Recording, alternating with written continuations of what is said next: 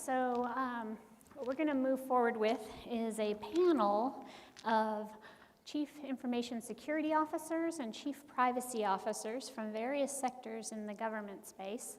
And we're going to talk about, they're going to share with us some of the challenges we're all dealing with. We're going to talk about strategy and governance and how that's being carried out in their particular jurisdiction, and some of the lessons learned and how they're dealing with some of these challenges. So I'm very pleased to welcome to the stage Mr. Eddie Block, who is the Chief Information Security Officer with the state of Texas.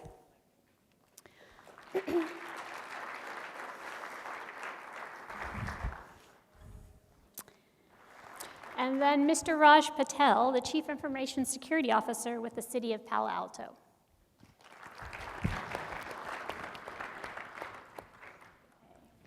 Well, good afternoon, gentlemen. Thank you so much for being with us. I know some of you traveled very far, and up here with another large state, and actually all three of you are dealing with some pretty big challenges these days, so welcome.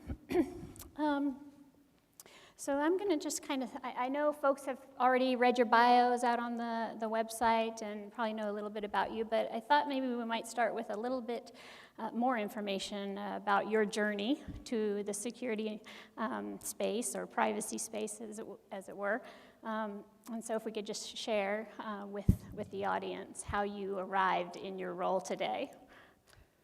Sure. So it's really the product of a misspent youth. I worked my way through college building networks and databases, studying classics, the perfect example for IT security in the 21st century. And when I got out of college, it turned out there weren't a lot of jobs for Near Eastern archaeologists in the Austin area. So I went back to security, which I had been doing, and through system administration, through penetration testing, building secure networks, working on product security for DoD deployments, all that kind of stuff. And I hit a position where more often than not, I was being challenged with compliance to regulation. And none of the lawyers I was working with understood the technology, none of the technologists understood the law, so I went back to law school, and 3 years of that, came back into security with what I hoped was the capability to translate those two worlds. 3 years ago, went back into state government where I had been for a period of time in the early 2000s, and now serve as the state's Chief Information Security Officer and a second hat of the Cybersecurity Coordinator. And I mention that because my CISO role is really focused around security, policy development, that kind of efforts for state agencies and institutes of higher education. A couple years ago, the state legislature created the Cybersecurity Coordinator position, which is really everything else. So it includes mandates like supplying security awareness training to all Texans, not just folks that work for the government. So that's where I am. Oh, wow, very good. How about you, Raj? Yeah, so my journey is a little bit different, followed by completing my graduate study from San Jose State on Management Information System. During those times, they used to call MIS.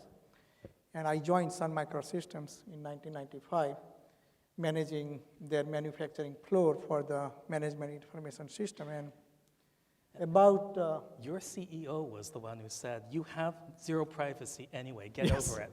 Scott 1999, yes. Good memory.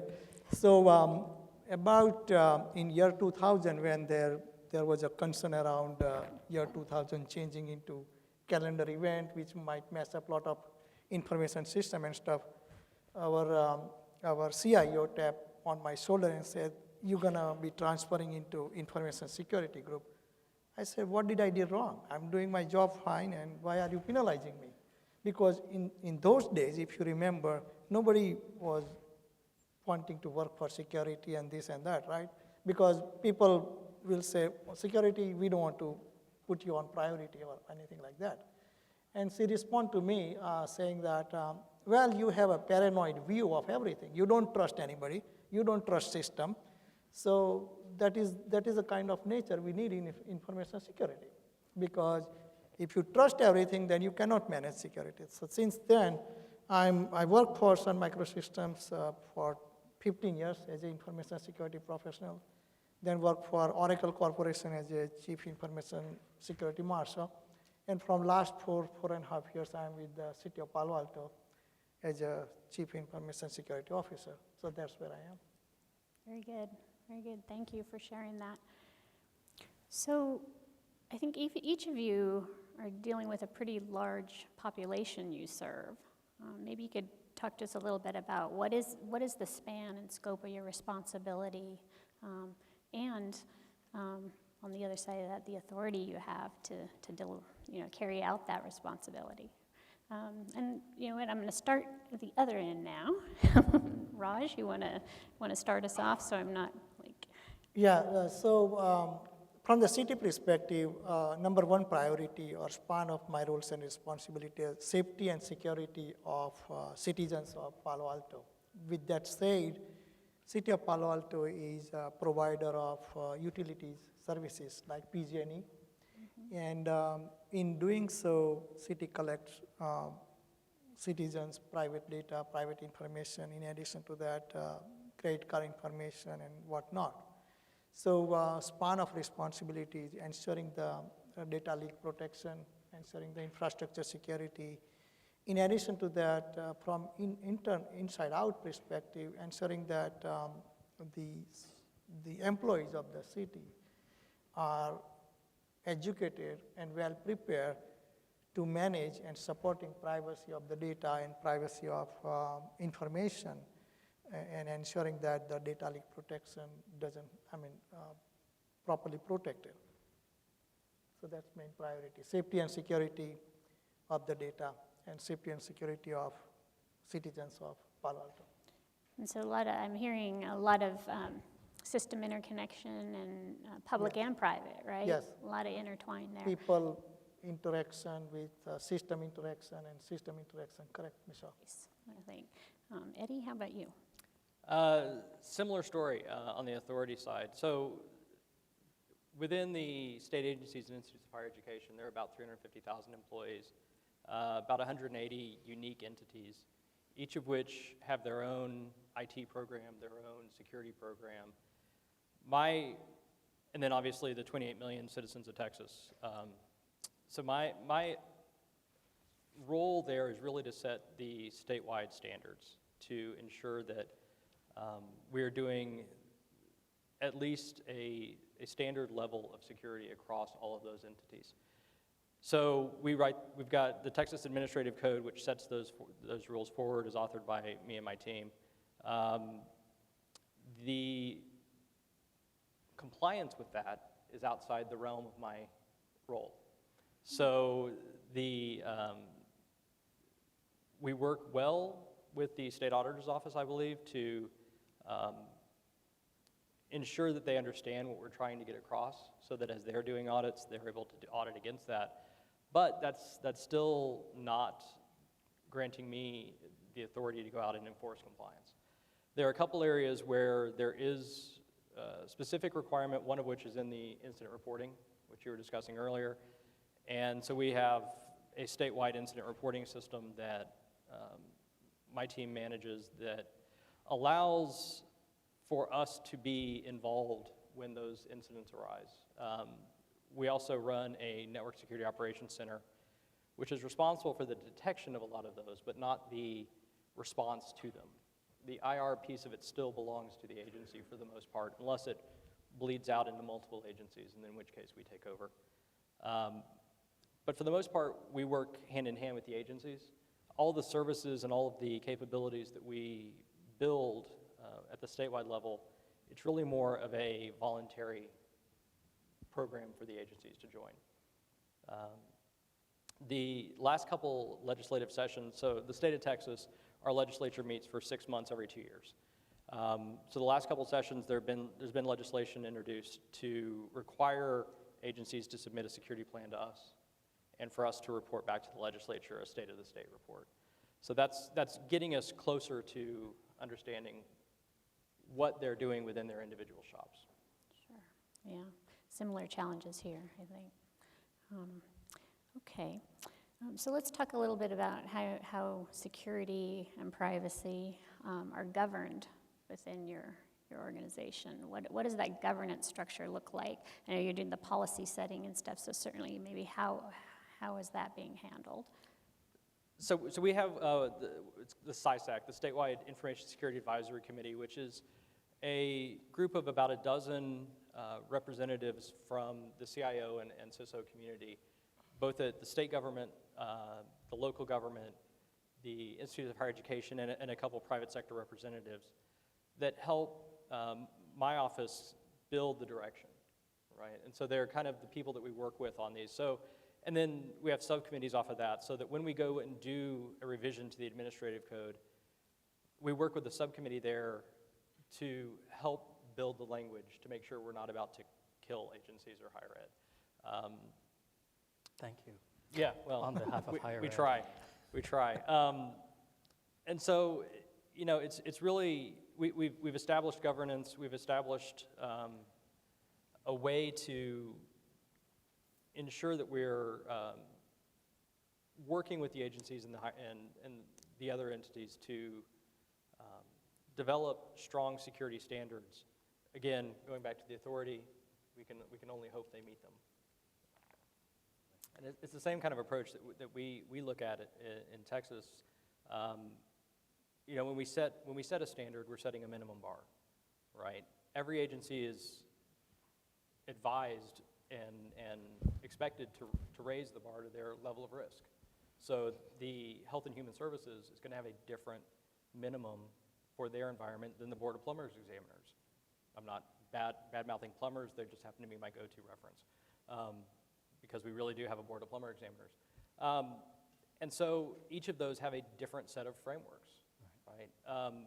Or at least they have in the past. What we're trying to do with our governance structure is standardize at least the framework, and then they can move that bar within the framework. But at least we're not looking at one group doing NIST, one group doing COBIT, one group doing something that's homebrewed. We can at least look at it apples to apples and have a better approach. Yeah.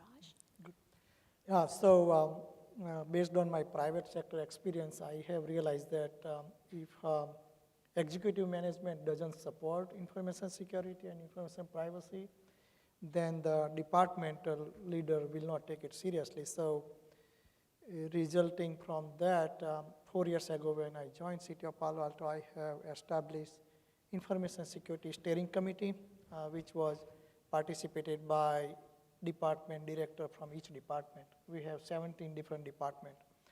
And that Information Security Steering Committee will have 4 subcommittees, where Privacy Compliance Committee, Governance Review Board, ERP Compliance Committee, and also Network Infrastructure Security Committee. And in addition to that, what we have done at the City of Palo Alto, that we have established a liaison for each department, meaning if and when there is any information security or information privacy initiative being released or any communication being released, then we release out to that liaison in each department, and that liaison communicate and ensure that the message goes all the way to the bottom or the last person in the department, because as we all know, we are all security professionals. Human is the weakest link in the information security chain, right? So without communication, no matter what you develop at the higher level, any policy, standards, or governance structure, if the people don't know about it, then nothing is going to happen. So we have created a chain reaction kind of methodology, where upside down and bottom up methodology, so that people are involved, feel like they are getting involved. And also we have a feedback loop where people have some feedback on the information security policy or the privacy policy or standard, what is working, what is not working, what can be improved. So people, we take very seriously people's input in the policy development, policy revision, and people are feeling comfortable providing feedback. So that's a loop we have established. In summary, Information Security Steering Committee, 4 subcommittee, liaison, and every people are involved to providing feedback loop. Very good, good. So if you were to quantify the size of the cybersecurity or privacy protection problem in your organizations, what would that look like? How would you describe that? I mean, what amount of threat are you dealing with? What's the size of the problem that you're challenged with? Okay, I'll start. So we've got about 3 million IP addresses in the state of Texas. Okay. And everything that affects the internet affects us. Then layer on top of it that people believe, that by attacking any entity in the state of Texas, they've attacked Texas. We had an incident that made the papers, so I'm not breaking any trust here, a few months back where a hacker group posted on Twitter and Pastebin that they had taken down the state of Texas.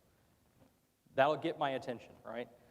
So I start looking into it, and what, in fact, they had done was they had taken over the PC of a county judge in rural West Texas. And in doing so, this judge had used his PC to purchase things on Amazon, and when it asked him if he wanted to save his credit card information, he said, sure. So they ordered a bunch of iPads to be delivered to an orphanage in New Jersey, and Amazon's entire selection of adult novelties to be delivered to him. That was an awkward conversation. As I called him on his ranch in West Texas, where he didn't actually have a phone line, but just a cell phone that kind of worked, and no computers, and explained to him what was happening. And literally the only PC he had was the one in his office. And it was that, but the news headline was that the state of Texas had been hacked. Now, I'm not going to say we're perfect. We've had plenty of incidents over the years, but that really wasn't one of them. Now, the next day, they jumped from his PC to the county sheriff, ordered her a bunch of things as well. It was a problematic situation, but it was a small-scale situation. But that's the kind of thing that we see as a regular occurrence. Now, 3 million IPs, that happen to be 2 of them. All right, so how many others are going to be affected as well? It's a big target. I mean, California and Texas, if you're gonna take somebody down, it's going to be California, Texas, or New York, right? I mean, they're the bigger targets. Yeah, the city of Palo Alto has a cloud-first and mobile-first strategy. Now, when you release those kind of strategies, people and employees take it as granted that they can use cloud, they can use mobile whenever they want, however they want. Now, that is the size of the problem I have to deal with. Employees of city of Palo Alto are connecting their private devices to our network. And when I try to enforce the policy around them, then we'll say, look, you said that we have a cloud-first strategy and mobile-first strategy. How can you not allow us to do that? So it's like a cat and mouse game that, okay, you can connect to our network, but you have to comply with the policy. Cities should be able to access your devices and ensuring that it is compliant with the new patches and security patches and privacy patches and whatnot. And that is the biggest challenge, that it's a legal issue also. You cannot enforce the policy of the city on employees' private devices. So how do you deal with that? You cannot tell them no. However, they will connect. How do you make them secure? So that is a problem we are dealing with, and that's the size of the problem. And also, as you touched earlier, that people may use box.com, people use Salesforce.com, people use all the cloud services, and that is opening another floodgate of flowing data in and out. I was reading a paper that by 2020, every person on the face of Earth will be connected with minimum 5 devices, meaning it's a 1-to-5 ratio. Each person will have 5 mobile devices. Now think about it. What kind of enormous problem we have in our hand. And we are experiencing it today. City of Palo Alto is experiencing it today. City of Palo Alto is, as some people may already know, it's a center of Silicon Valley. Mm-hmm. Most of the CEOs and CFOs, and they all are living around City Hall. When we have our council meeting, we see CEOs from big companies. I don't want to name the name. But they are asking challenging questions. What is your strategy 10 years from now? What is your strategy 20 years from now? And that is another kind of size of the problem we are dealing with, that developing the strategy to align with or meeting the expectation of big companies around us. Mm-hmm. So that is another thing, big thing we have to deal with. So I think these are all like big challenges. I just as a sanity check, I have a sticker on the back of my phone from a group called Cyber Squirrel, which tweets about every time a squirrel takes down a transformer and takes out the IT infrastructure of a city, just to kind of remind me that it's not always, the big bad nation state actors. Sometimes it's the cute little furry thing that's going to come take out your world. Yeah. That's right. Those inadvertent acts of kindness. I got an alert one day that a whole series of state offices out in West Texas had been taken down and or was offline, and we weren't sure what had happened. We were checking to see if it was a DOS attack or what had happened. It turns out that chipmunks or some sort of like little rodent had eaten 2 miles of fiber cable. I don't know how they ate 2 miles all at once, but they ate 2 miles of fiber and took out that entire section of internet. So. That's the story, right? Yeah. No, right. Very good. So that's very good. To add what we have done at the City of Palo Alto, we have a fiber loop around the city. Mm-hmm. So we have run into the similar kind of situation and lesson learned, right? Mm-hmm. So we have established a redundant internet connectivity so that if such thing happen, citizens are not impacted. We, as a City of Palo Alto, also support Stanford University, which is a big crowd. Our city's daytime population is more than 200,000, including students and whatnot. So in order to cope up with this kind of issue, we have multiple internet connectivity so that it's taken over immediately. Yeah, I think it comes back to what you were saying earlier about risk, right? More people are killed every year by Coke machines falling on them than by shark attacks. Yet Discovery Channel doesn't have Coke Week, right? The people out there that are feeding you FUD are not feeding you the ground squirrels. They're feeding you crazy nation states. Mm-hmm. Right. Yes, there's a threat. Yes, you need to consider it. But I keep coming back to, are we doing the basic blocking and tackling of security? Are the agencies doing the first 3 things, not the one that's going to impact the higher level attackers? Right. So nice segue there, the funding topic. So talked about the challenge. So what kind of budgets are you getting these days or seeing these days? What's your budget for security? And are you able to quantify that? Because I know that can be a challenge as well. It is a challenge. I know what my budget for security is because our agency is completely cost recovery. We're never given taxpayer funds. We have to we're given the authority to spend money, but we have to create that money from other services that we offer to the state. So we run the statewide data center, we run the Capitol Complex phone systems, things like that, and there's a service charge off of that.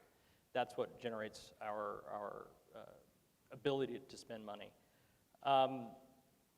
And over the past couple sessions, the legislature has funded projects that we've put forward. So we do security assessments of state agencies, we do penetration testing, we do services out there to the agencies directly, and then we also had funding to build a better incident response system.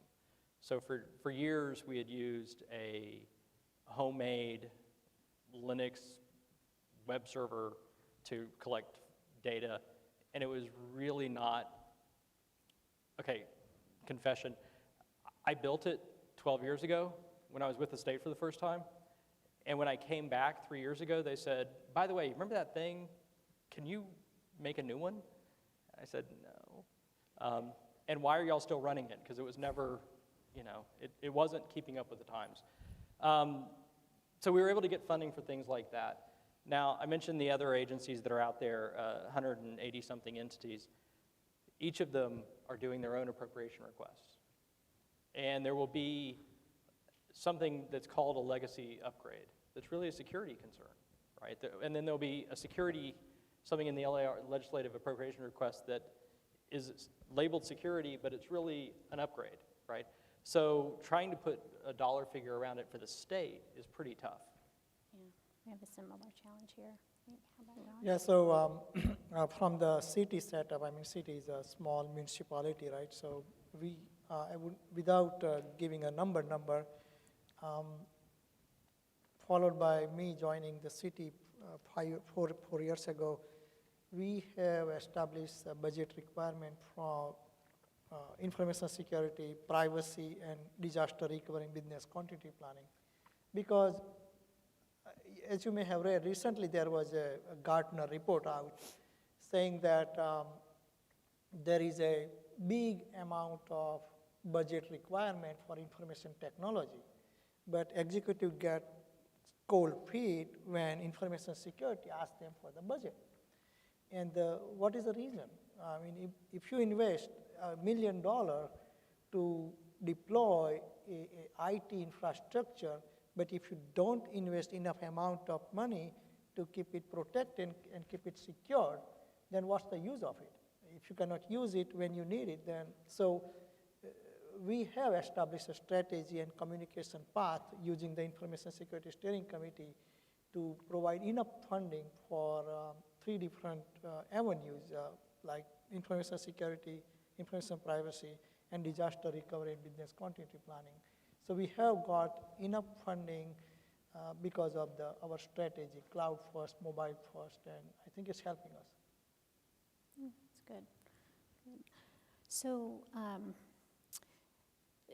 if you're unclear on the budget, this may be a little hard to get at, but return on investment, right? Or maybe better stated here, security success. How are you being able to demonstrate that? I know with our keynote earlier today, there was a question about metrics and how are we quantifying that for the business to help with security investment. Any tips or lessons learned that you might be able to share with our group today?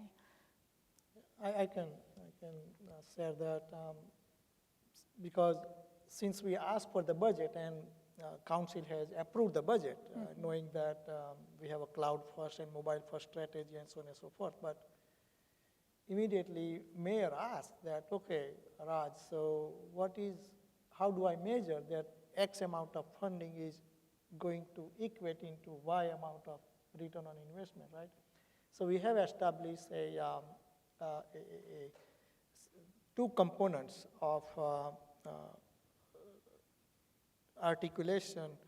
That one is KPI, key performance indicator, which includes number of security incident related to email, number of security incident related to web attacks, number of security, private data compromise, and so on and so forth. So we have KPIs related to that. And also we have security metrics. So what we have established, a chart for last 4 years demonstrating that what was the reduction in this kind of event.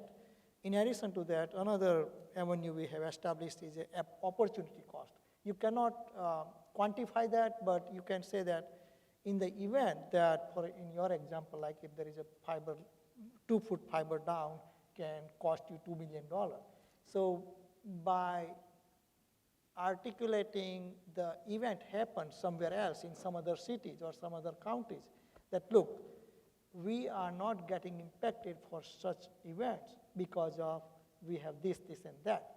So giving a real-time example in the newspaper that, like for example, recently there was a big government data breach.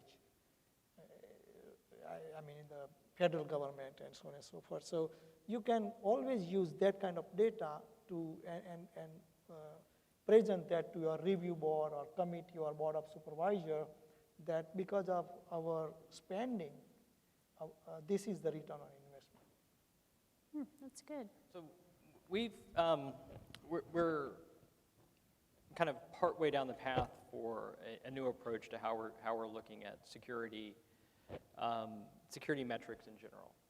So for years, we've measured the number of incidents, the type of incident, that kind of thing. As we moved into the new governance, risk, and compliance system that we're building, the first module we rolled out was incident. The second one was risk, right? And so I mentioned earlier that the legislature requires the agencies to report security plans to us. Part of what we do in administrative code is have the agencies do a annual risk assessment. We're building all of those pieces into the same system.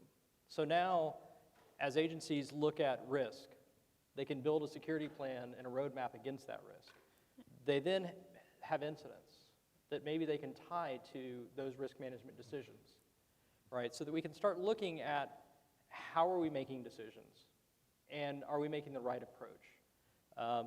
If somebody accepted the risk in a particular system, and then we see that responsible for the breach of PII in a large scale, maybe that decision was incorrect, right? And how do we address that? Are there additional controls that we need to put in place? So it's really trying to build that kind of, it's the hamster wheel of death, right?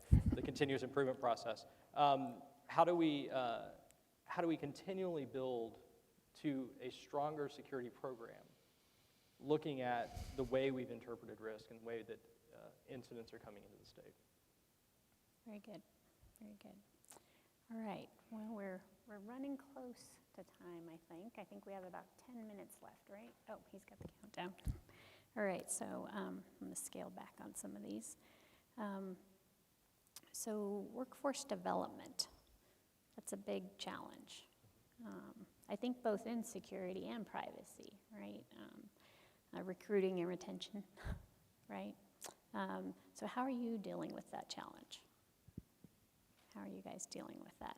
Or, I mean, is it a challenge for you? It's a huge challenge. So I read a statistic recently that there'll be 1.5 million job shortfall in security by 2020 in the US.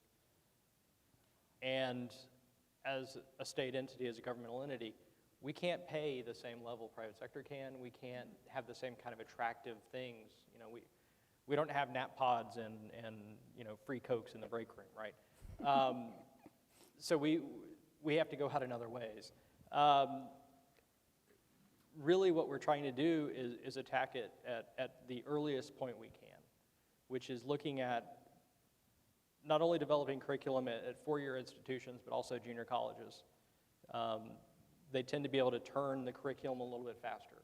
We're also going into the high schools and the middle schools with programs like Cyber Patriot. It's a great program for building cyber defense workforce. Even if the kids don't go into cyber, at least they've built that mindset. They have the understanding of why these things are important. I don't want to steal too much time because I know we're running short, but if you go into a factory today that has a 9001 certification and ask whose job quality is, the answer should be everybody, right?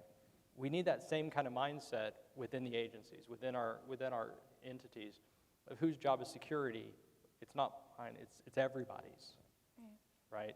Everybody in there should be saying, well, that's mine in this way. And I think the analogy holds, right? We need to have that built into the structure. And so really, we're approaching it at every level we can. I'm a classics major, right? there's no reason why I should be working in security, but that's what I love to do, and so that's what I do. And so if we can take these impressionable young kids and convert them at an early age. Before DEF CON. Before, And actually, that's probably a good teaching. That's where we should be recruiting. well, I took my 14 and my 16-year-old to DEF CON this year. Yeah. They had a blast, Okay. right? Were they in the hacking transportation closed session for kids only? Yes. Oh my gosh. Yeah, Okay. they- Well, I need to talk to you about Yeah, that. they went to a bunch of them. So in the Bay Area, we have, this forum is Cyber Security Symposium. Similarly, in the Bay Area, we have a Cyber Education Symposium. I'm involved in that organization, and what we do in order to create awareness or encouragement or empowerment for people to join cybersecurity related education, people meaning, and also in educational institute to provide more courses related to cybersecurity and so on and so forth. We are actually, not next Friday, but Friday after next Friday, we are meeting with all the educators and schools and community schools and universities leaders, where we are going to communicate about, as you have indicated, by 2020, we will have 1.5 million cybersecurity job requirement. Even today, worldwide, there is a 1 million cyber professional job opening as of today, which are being unfilled. So it's not only in the Bay Area, but it's a worldwide. There is a scarcity of students joining the cybersecurity related education. And the main theme which we are going to provide is that, look, if people don't join cybersecurity related education today, then after 4 years there will be nothing out, because it's a 4 to 6 years education portfolio. So that's what we are doing, like educating educators to provide more and more courses related to cybersecurity, and also encouraging students and community to join those kind of courses. Excellent, excellent. I think we have about 7 minutes left, and I'd like. Oh, okay. Well, we can go ahead and start with Q&A, as I think folks may like the opportunity to ask us some questions. Can I just add something on to the last Yeah, question? absolutely. While we're waiting for questions. You know, I think that there's also a struggle in defining what we mean by a cybersecurity professional. Yeah. Right? We have, I see postings all the time for an entry-level security practitioner with a CISSP, right? Well, that takes 5 years of experience. That's not an entry-level position, right? What we're looking for in a lot of cases is really that novice security person, right? I don't expect the person joining the plumbers union to already be a journeyman plumber. I expect them to be someone who's young and wants to learn the craft, and it's up to the people in that profession to teach them the craft, right? I think we need to have the same approach where we're open to folks that come from weird backgrounds, right? That come from, they're a sysadmin and they've done that for a little while and they want to move over. That's pretty traditional. What about, you know, the person who's been doing pizza delivery but runs a network at home because they like playing with IP cameras, right? We need to be able to bring those people in and train them up to the level that we need. We shouldn't expect them to come in with 5 years of experience to an entry-level job. Very good point. With October being Cybersecurity Awareness Month, how are you all going to celebrate? No intrusions, right? The reason why I raised my hand is that from last 3 years, we are having series of activity in the city of Palo Alto for Cybersecurity Month. And what we do is providing, beginning from September, we present a nomenclature for cybersecurity, and city council and mayor announce a proclamation, citywide proclamation that, okay, city is celebrating or having bunch of events around cybersecurity. So what we provide is we provide road shows for the educating community about cybersecurity, how you can protect your children from falling into cybersecurity trap or cyber threat traps, how you can protect yourself. Also, internally, for each department, we are having presentations.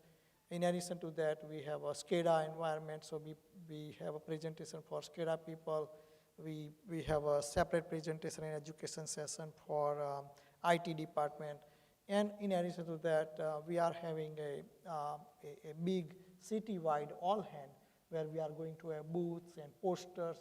We have posted about 500 posters already in each department, in the cafeteria and in the common workplace area about securing your password.